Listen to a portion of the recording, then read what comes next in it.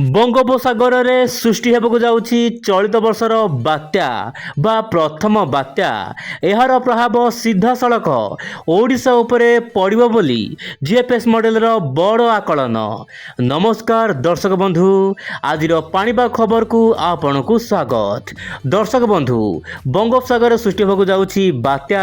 ତେବେ ଏହାର ପ୍ରଭାବ କେଉଁ ରାଜ୍ୟରେ ପଡ଼ିବ, ଏହାର ଗତି କେଉଁ ରାଜ୍ୟରେ ରହିବ ଏବଂ ବର୍ଷାକୁ ନେଇକି କ'ଣ ରହିଛି ବଡ଼ ଖବର, ଏ ସମସ୍ତ ଘଟଣାବଳୀକୁ ଆଜିର ବିସ୍ତୃତ ଆଲୋଚନା କରିବା ଆଜିର ପାଣିପାଗ ଖବରରେ। ଆସନ୍ତୁ ଦର୍ଶକ ବନ୍ଧୁ ସମ୍ପୂର୍ଣ୍ଣ ଆଲୋଚନା କରିବା।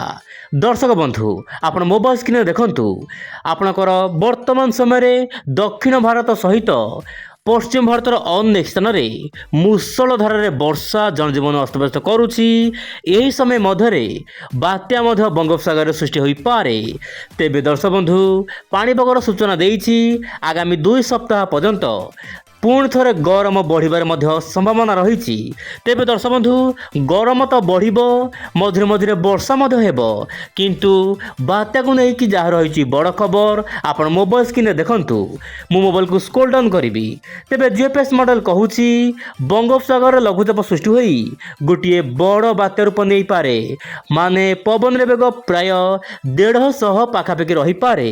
ତେବେ ଦର୍ଶକ ବନ୍ଧୁ, ମୁଁ ଆପଣଙ୍କୁ ସ୍ପଷ୍ଟ କରିବାକୁ ଚାହିଁବି ଏହିଭଳି କିଛି ହେବାର ଆଶଙ୍କା ନାହିଁ। କିନ୍ତୁ ଦର୍ଶକ ବନ୍ଧୁ, କ'ଣ ରହିବ ଜିଏଫଏସ୍ ମଡେଲର ଆଗାମୀ ଦିନର ପୂର୍ବାନୁମାନ ଆପଣ ଦେଖନ୍ତୁ। ମୁଁ ମୋବାଇଲକୁ ସ୍କ୍ରୋଲ ଡାଉନ୍ କରିବି।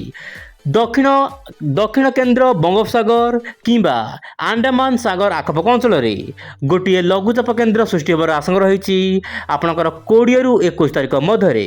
ପରବର୍ତ୍ତୀ ସମୟରେ ଏହା ଅଧିକ ଘନୀଭୂତ ହୋଇ ଆପଣଙ୍କର ଡିପ୍ରେସନ୍, ତାପରେ ଡିପ୍ ଡିପ୍ରେସନ୍ ନେବାର ଯଥେଷ୍ଟ ପରିମାଣରେ ସମ୍ଭାବନା ରହିଛି।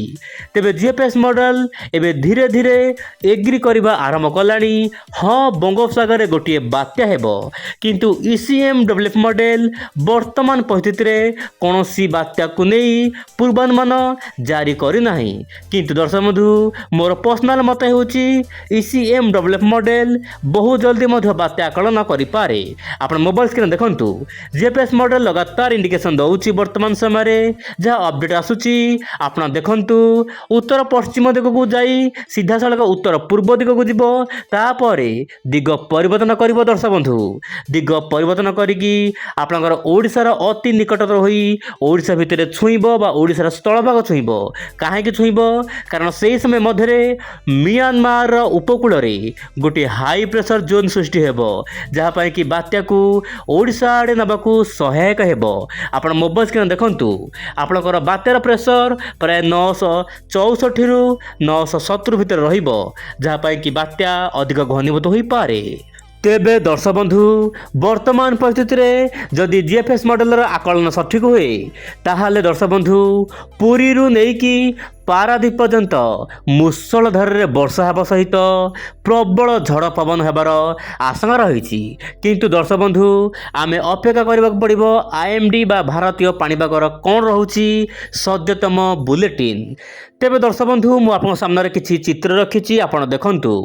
ଯେତେବେଳେ ଦର୍ଶକ ବନ୍ଧୁ ଶ୍ରୀଲଙ୍କା ପାଖରେ ଏବଂ ଆଣ୍ଡାମାନର ଅତି ନିକଟତରେ ସୃଷ୍ଟି ହେବ ଯେତେବେଳେ ଲଘୁଚାପ, ଆପଣଙ୍କର ଏହିଭଳି ଟ୍ରାକ୍ ଫଲୋ କରିବାର ଆଶଙ୍କା ରହିଛି। ଗୋଟିଏ ଟ୍ରାକ୍ ଆପଣଙ୍କର ଉତ୍ତର ପଶ୍ଚିମ ଦିଗକୁ ଯାଇକି ଓଡ଼ିଶା ଭିତରେ ପ୍ରବେଶ କରିବ।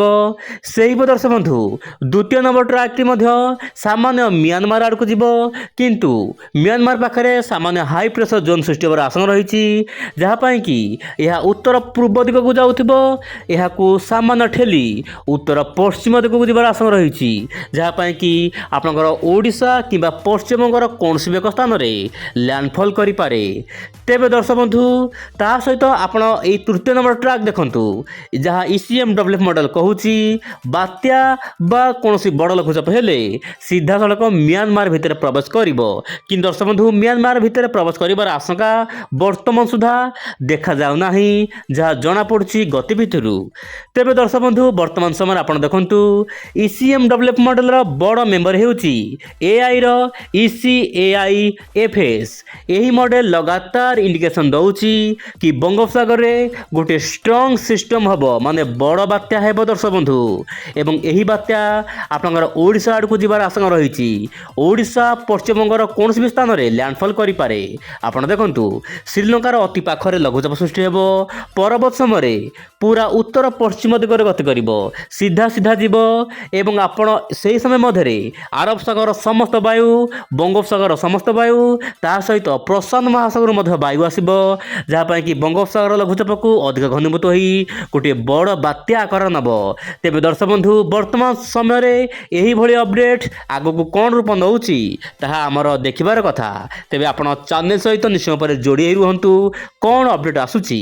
तेज दर्शक बंधु वर्तमान जहाँ अपडेट आसूची मु आपन सामने रखा चाहिए पुणी एक बात्या आशंका एवं ओडिशा पाखरे लैंडफॉल करने वर्तमान 70% सठिक हो पारे बोली अनेक मॉडल आकलन करछंती। तेबे दर्शक बंधु लघुचाप सृष्टि होगा पर ही स्पष्ट हम। तेबे पाणीपाग सूचना देना कौन बड़ सूचना केवल पाणीपाग आम भारतीय पाणीपाग सूचना देती आगामी 2 सप्ताह पर्यंत कौन बात्या तो हवा दूर कथा किंतु लघुचाप हो किंतु खरा मात्रा बढ़ किंतु मॉडल माने लगातार इंडिकेशन दौरान कि बात्या हो पारे। तेबे उई जोड़ा चैनल निश्चय पर नजर रहिबो बात्या खबर को लेकिन। तेबे आज पाई एतिकी पुणी देखा आसना काली आउ एक नुआ अपडेट रे।